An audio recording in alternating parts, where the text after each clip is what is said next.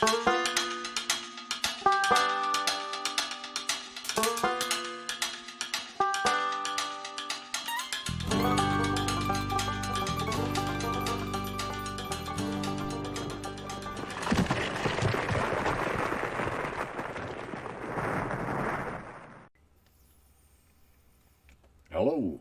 welcome to my cellar. This will be an interesting chapter. I got several comments that I wish to reply to, so we might as well just leap right in. Okay, Tim, you are an expert because Dragon Magazine was the go-to for novice, veteran, and master gamers alike. What I mean is that Dragon added that extra thought to the game that we were looking for or had overlooked. Great. That's what I wanted to do. I wanted to give people more things to think about, more viewpoints, more points of view to make their game better. So, thank you. One thing that I've wondered for a bit, and I'm not sure if you have answered it yet, is why the ability score cap was increased from 18 to only 25 in the book Deities and Demigods. Surely a god could have more than 25 strength or intelligence. Or am I misunderstanding the ability scores in that book? Well, first off, I didn't have anything to do with this book, but I do know some of the thinking that went into it, so I'll answer it from that basis only. If 25 is the top out for a god, what's the problem? Do you need a god that's 35? All-powerful is all-powerful, if that's what you're looking for, depending upon the pantheons your players are getting involved in, whether they're made up or based on history or whatever. 25 is 25. That's the cap. How powerful is a god? Well, if at 25 they can do whatever gods do, then what's the advantage of 26? How do you do more than God? How do you have more than godlike powers? That's my question. Now, I'm going to address something here in a little while about apparently some people are a little thin-skinned. I'm not sure. I'll probably piss them off by saying that, but I'm going to address something later. Remember, this is my interpretation. This is my advice. This is not a condemnation. If you choose to make it that way, then I can't help that. Anyway, back to the real stuff here tonight. 25 is God. Whatever your concept of God is a 25. Then nobody can be any bigger. When humans max out at 18 and then have to parse that into how strong an 18, then anything above an 18 is demigod-like, seems to me. You know what, you want to say they're 100? 25 is 25. They can do anything they want. Create anything they want. Punish anybody they want. Max is max. I'm sorry, and I'm not making fun of you, as some people seem to think I do when I answer questions.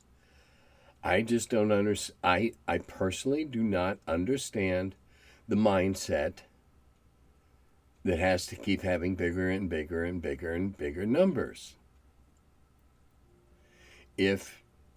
Well, now see, I don't even want to get into any real religion examples for fear of okay, I'll tell you what. I was raised a Roman Catholic, and God the Father is all-powerful. He's a 25. That's all-powerful. It is what it is.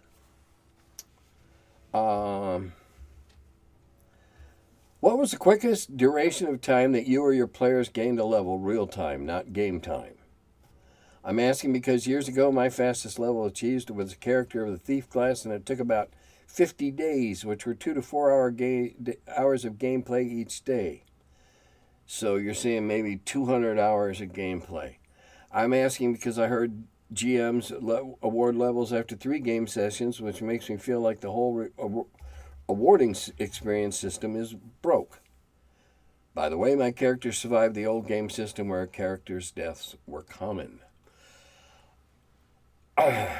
Okay, if thinking back to the last time I ran an active, continuing, keep account of everything campaign, in the early days, when we were, all low levels, I would say it took about 6 sessions, and they were 4 to 5 hours each before players started making second and third level. And because I kept upping the stakes and therefore upping the rewards, I believe that rubric held through most of the time in Carbondale. It's really hard to pinpoint it because we didn't count up experience points, except when somebody goes, "Hey, we haven't done experience lately." Okay. And so then we'd stop and promotions that happen, or be recognized or whatever. So I don't see that if 3 game sessions were 5-6 hours each, 15, 18 hours, that's highly possible. It depends on the level of the treasure, what kind of monsters you're facing, their experience. There's many things that go into that. 50 days at 200. We'll cut it. We'll cut that in half. 150 hours of gameplay. Wow. If I were a forensic DM and I were handed that statement, I would say either you weren't doing enough, but obviously 150 hours you're doing something. I would say maybe your DM wasn't, he was stingy, perhaps. Again, it all goes into how a lot of it's structured on the currency system, and we're going to talk about that again in a minute. And how you award, if you are a straight 1-for-1 gold for experience and you just give away sacks of treasure, yeah, it's going to go faster. Lots faster. I have a completely off-topic question for you. While going through Old School Essentials, Advanced Fantasy book, I've hardly seen or heard of this, but that's okay. I came across the class, and it's spelled Svirfneblin. How in the world do you pronounce this? Well, gee, what do you know? I looked this up on Wiki, and it explained to me that I pronounce it Svirfneblin. You too could have. Just saying. Deep gnomes. Okay. All right, now, here we're going to get into some interesting stuff. I sensed a bit of hostility on 188. Thought it to be fine hyperbole, unrestrained, but of course just metaphoric uses of violence to underscore your personal reaction to such effrontery.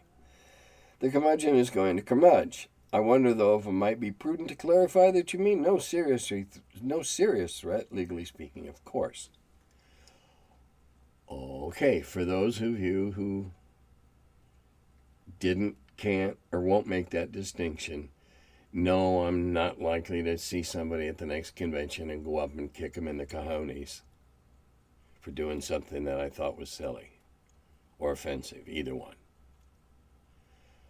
But hyperbole and It's kind of what I season my dishes with. Um, no half orc PCs in my games. Full orc or bust. Okay, so now we go into this thing. So then, is it okay to give 10 gold experience per gold piece?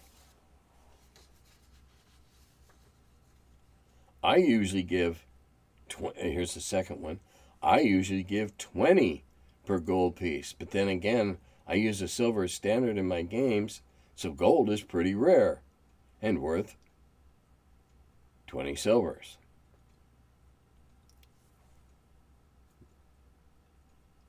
Okay, you're free to award however you want. This column, the Curmudgeon in the Cellar, is an advice column as well as a commentary column. And when asked a direct question, I answer it directly.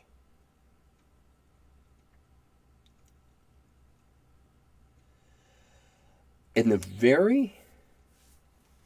well, we'll go on to this next one. This is a response to a person who I had addressed last time. I think you're misunderstanding me. I am in no way an advocate for playing by the rules as written in any game. I run a mashup of OSR systems, BECME. Yeah, okay, they got a bunch. He writes the rules. I alone choose what to change, what to keep. My issue is being told that using the one particular rule is stupid. I don't know that I ever said that. I don't believe I ever called anybody stupid for doing something, and if I did, cite me the minute and the second and in what number Curmudgeon I did that. If my attitude, my demeanor, or my vocalizations cause you to feel stupid, well, then I apologize.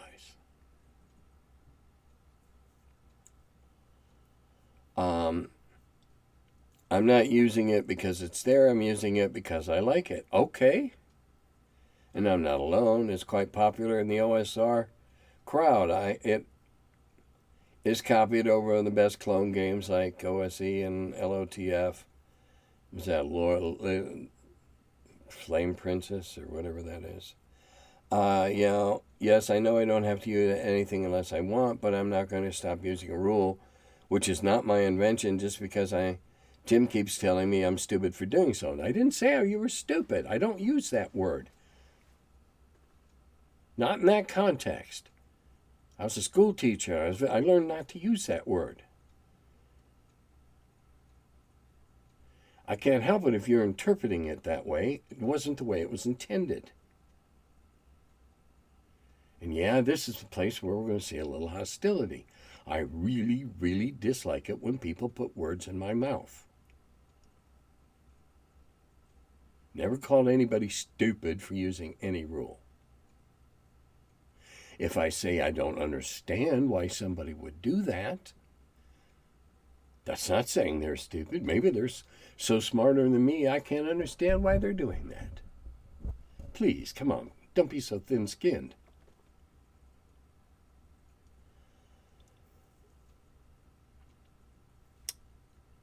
Okay, in the very introduction to last week, I said, my way to play is only that, my way.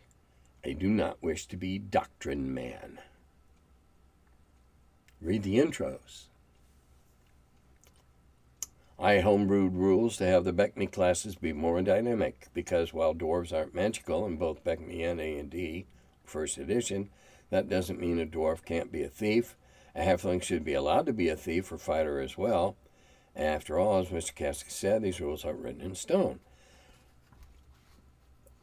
You're right, they aren't. And that's why I have allowed dwarves to go above 5th level. I've even had, on one occasion, a dwarven alchemist type dude as an NPC. in my original campaign, before there was a thief class, our hobbit, the guy that wanted to be a hobbit in our first group, was the thief just because he started making good die rolls. And the more successful he was, the more pluses I gave him, because obviously he was figuring out what he was doing.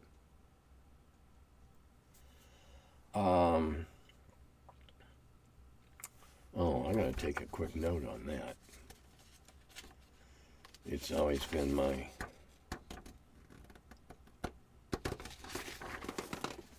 I got to write... I don't want to forget to talk about this later, so now's a good time to scratch or blow your nose or light your pipe or whatever, light a cigarette.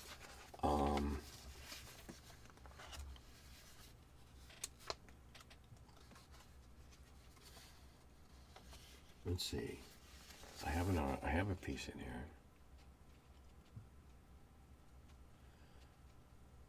Oh, yeah, there was some silly stuff this week. Okay. I apologize for this. But when I get to the end there, you'll know why. It's one of the things I forgot to put down on my, well, I don't really call this a script. It's just a cut and paste job of the questions.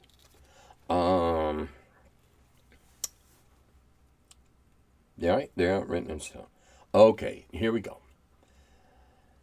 Bad editor on your Gygax magazine, #2. Yes. Was that the article called Tactics and Samurai Battles? Yes. If some editor betrayed you that much, I'm surprised if this is the first rant you had with that on this Curmudgeon show or another video. This was an internal issue with the staff at the magazine.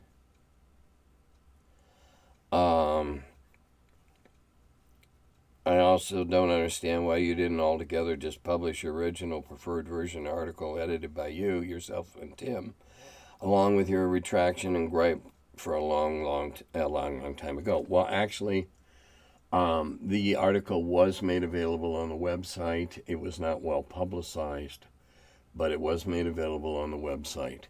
And I didn't make a big stink about it for a number of reasons. Number one, we were a struggling new publication. Number two, the person that butchered my article was married to one of the other staff members.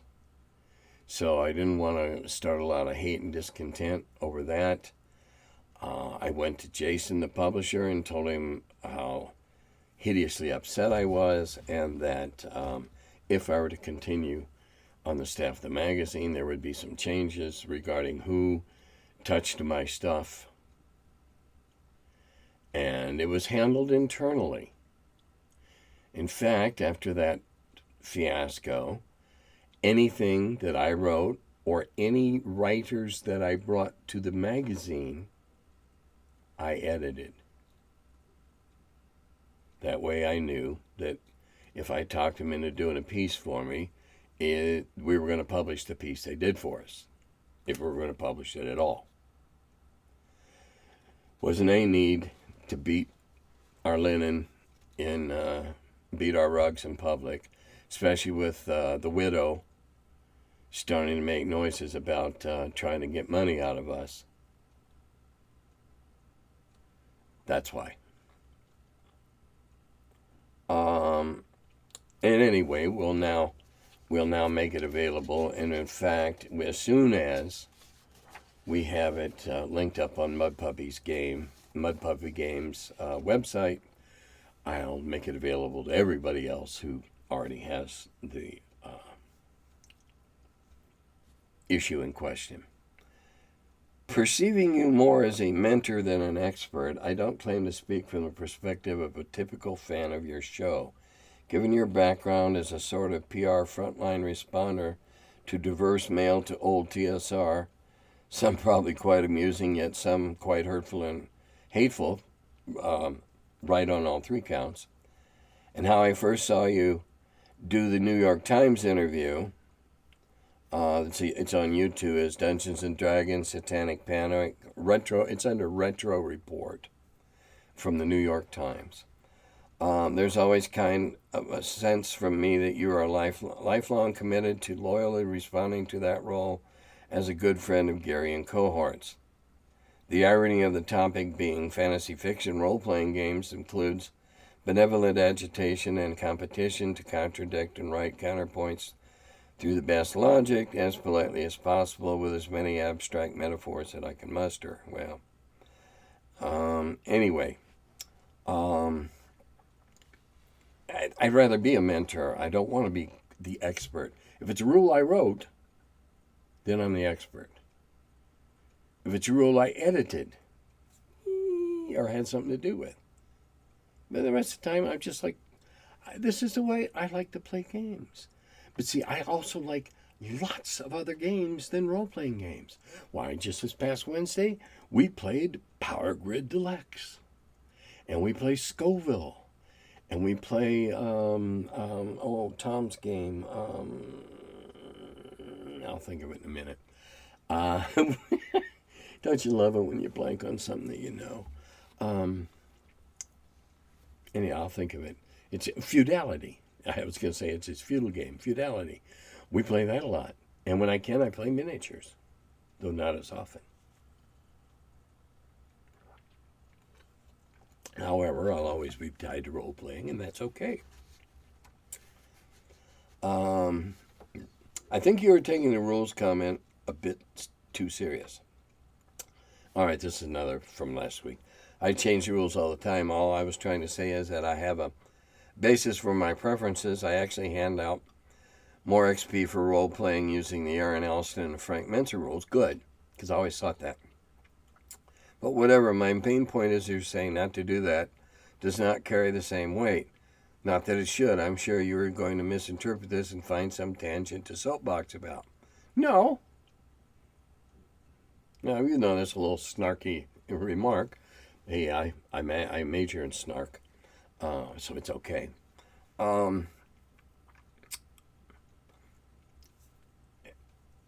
Your reasoning is your reasoning, and I'm not going to tell you your reasoning is faulty unless it is an actual mistake versus the rule or the book or whatever. Fine, hand just because I say I don't understand the basis for using it doesn't mean it's stupid, doesn't mean I'm being honest. I don't understand. Just like the earlier question about 125. I wasn't involved in writing that book, but I know some of the preliminary discussions that led up to that book in years earlier, and my answer remains the same. 25 is the cap. What do you want, 100? What are the infinite gradations? If a God, Yahweh, Allah, Jesus Christ, Vishnu, Krishna, and I'm not trying to leave anybody out, and I'm not trying to insult anybody. 25. That's how powerful they are. Otherwise, you could say, well, they're infinitely powerful, so their strength is infinite. While that might be catechismically true, it doesn't work good in our system, does it? Anyway, I don't say don't, do I? I don't believe so. I'm also accused of some hateful things here a little later, and I'm going to address that too.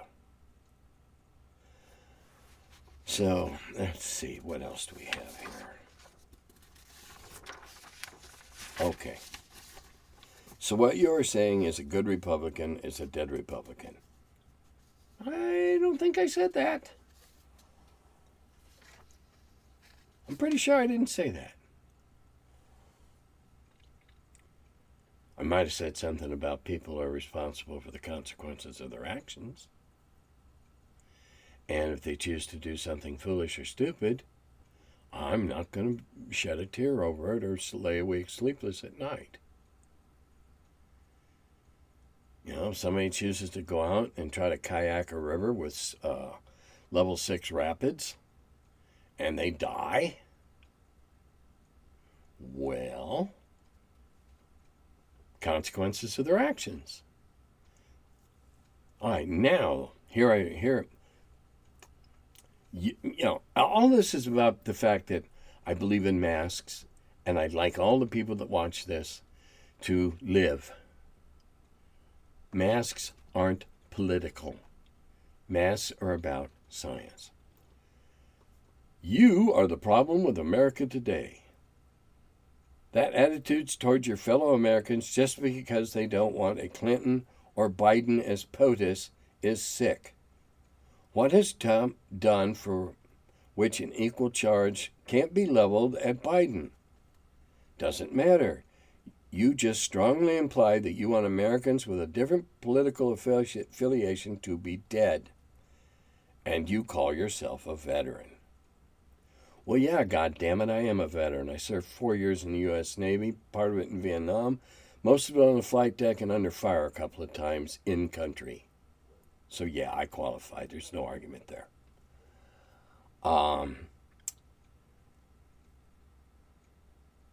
Okay, what has Trump done that an equal charge can't be leveled? How about this? First, he ignored it. Well, before he even ignored it, when he came in and tried to get rid of everything Obama, he defunded or whatever he did to kill an infectious disease task force set up just in case something like this happened by Obama. He ignored it. He denied it. He minimized it. He joked about it. He weaponized it, politicized it, and exacerbated it. So I believe, yes, he is responsible. And as a history teacher, I think that his behavior will certainly be noted by future historians. And so he got all his believers to swallow this. Remember, he was going to have you take bleach and stuff. Well, yeah, something. And then he went and got vaccinated, and he didn't tell his people. If he'd gone and said, yep, okay, my bad, I got shot, they'd all gone out and gotten the shot. Well, a bunch of them would have gone out in the shot because Trump said it was okay. It is Trump's vaccine. That's why I don't understand why more people on the right aren't signing up. Trump did this. I'll give him full credit. Once he got done screwing around with it, he set it on a fast track and got results. But I'm the problem with America today. Okay. Now, I got asked about Druids in regard to the Iron Druid series of books that I had recommended to somebody who they're enjoying now. And the similarity between the 12 levels that you have to be to become a full Druid and the Iron Druid's 12th level in that. And was there any, and Dennis, the author, he had no reference to D&D and whatever. Well, as it happened, Dennis Astari, Buddies and Burroughs guy, sent in a set of guidelines for Druids as a player character. And I got them in over the transom, unsolicited manuscripts, which is what I got, most of my stuff that way. And I read through it, and I was quite impressed by the detail and the historicity of it. So I took it to Gary. I said, you've been thinking about a Druid, haven't you? He goes, yeah. I said, well, take some time and look through this article. Now, he knew Dennis. I don't know if it was more than just corresponding in the network of gamers that corresponded with each other back then. But anyway, when he looked, oh, yeah, him. Okay. And he looked at it, and they were almost, Gary's notes and Dennis's article were almost identical. Because they read all the same sources. And Gary said, well, heck, he's got it all figured out already. And Gary was still, shaping his, looked at it and says, yeah, Go ahead and publish it. This is great. And so that's why it's so similar. Let's see. Getting towards the end here. All right. I gotta admit, and this is my freeform rant. I'm getting up close here so I can share with you. Some days I feel like Rip Van Winkle, having just wakened up from a long nap. What? I don't mean this as mean-spiritedly as some of you will probably try to make it. But sometimes I think Gary's spinning in his grave when he sees what D&D has become. Granted, new audiences, new generations need a new refinement. Okay, got that. But what started out as a nitty-gritty, go slog your way through peril and hazard to become more powerful game, has now devolved into new PCs. You can be a talking mushroom. My God, how exciting is that going to be? How do you hold your sword? You can be a fairy. This is almost too funny because Jolly Blackburn has had a character, Gordon Sheckberry, who plays pixie fairies almost exclusively. Maybe the Wizards guys read Jolly. Oh, and then the newest one, rabbits. Now, I understand that this is set in a 5e universe of mostly anthropomorphic stuff. Okay. And yes, I have been guilty of turning players into mice during an adventure and then having them all do a Dallas like it was all a dream, you're back as people now, etc., and the mission's been accomplished. They did it as mice or didn't do it as mice. So I'm not saying I'm not without sin here. Gary probably liked the pun that they're called herringons. Oh, let's all go to the D&D prom.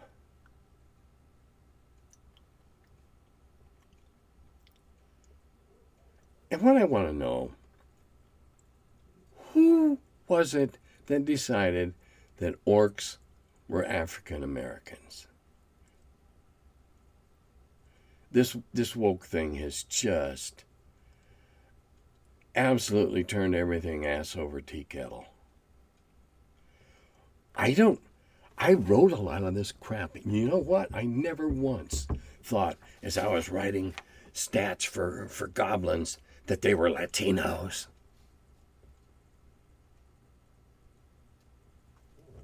Who decided this crap? What we did is we culled through all the fantasy and the fairy tales and the folk tales, and we shaped them into a game. And then, all right, we'll keep going here. So I guess that makes goblins Hispanics, or maybe they're Asians. Who do you hate the most? Is that how this happened? Was it an African American that said, "Hey, I think you're making orcs look like us"? Kind of don't think so. Wokeness has made us deny the history that this game was so heavily. When D&D first came out, the references people had, if they hadn't read The Hobbit, if they hadn't read much of Appendix N, they had the Crusades, they had the movies from the 50s where, the Black Falcon and the Black Orchid, and they had a lot of black things. But this is what we drew from. This is what we had seen at that point, especially people of my age. And when we were writing this stuff, we didn't attribute all those. And in denying history, then they would deny the fact that were Romani and travelers, and it's now a sin to use them in a historical sense.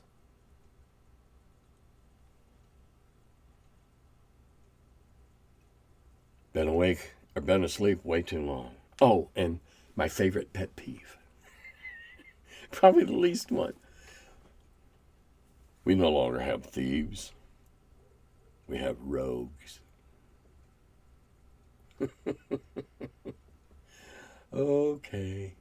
We'll sanitize it, Clorox it. You know what? In my campaign, we still have thieves. You know, it was an honorable profession. Check out the first Conan movie. Or was it the second one? The second Conan movie. I'm a thief. Okay, yay. Good. Just the man I need for my mission. Okay, let's see. I have no idea how many people I pissed off tonight. Really don't set out to piss off anybody except stupid people. And they're usually too stupid to piss off. I don't think that many people that watch, I hope not that many people that watch this fall into that category. Because I say I don't do something some way does not mean you're stupid for doing it.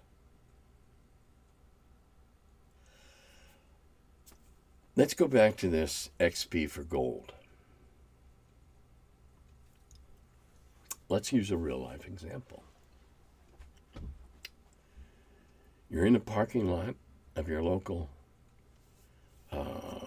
mall, and you see a muddy envelope in the empty parking space next to you that's been run over a couple of times. And you reach down and you open it up, and it's got $6,000 in it. Did you just become 6,000 experience points smarter, better, faster, stronger?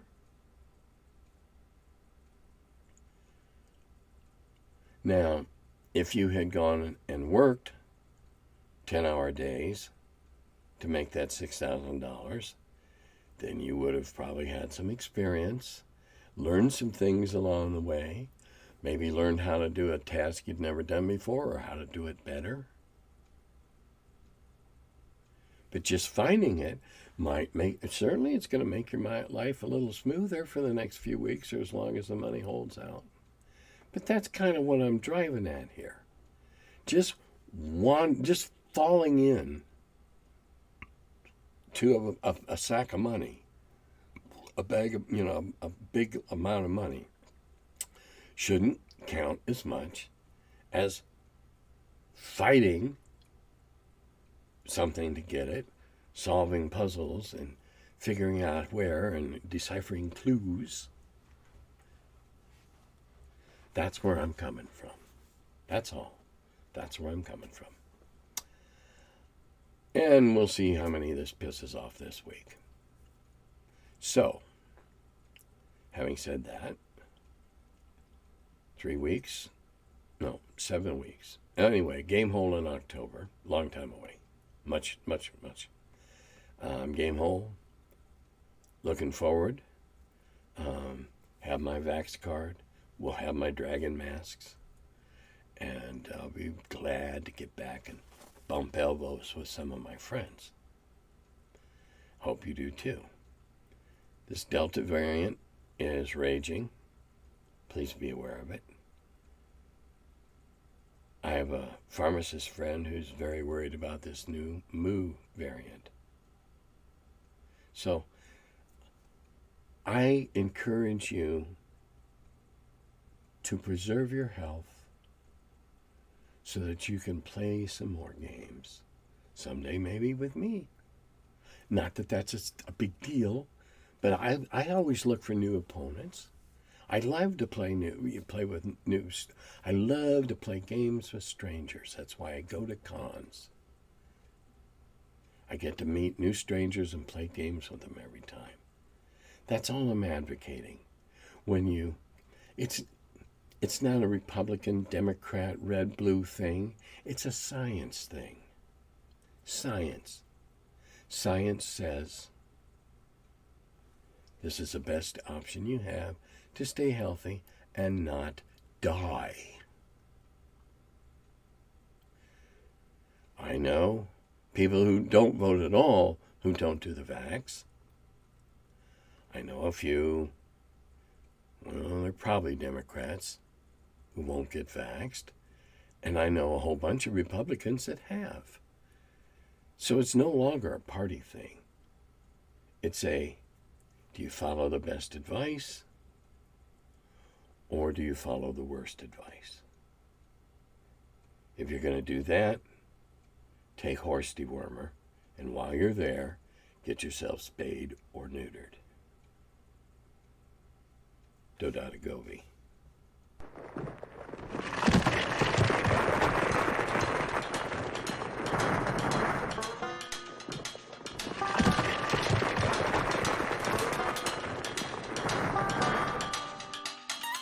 Oh, hello. I'm still figuring out when this thing starts. Welcome to my cellar. He's the curmudgeon who wrote about the dungeons. Now he's the feller, live from the cellar. Talks about D&D and old school RPGs. Still quite a feller, the curmudgeon in the cellar. Last man around when the rates went down. Calling Gary in that Lake Geneva town. Hey Gary, it's an awful mess. Let me edit, we'll have success.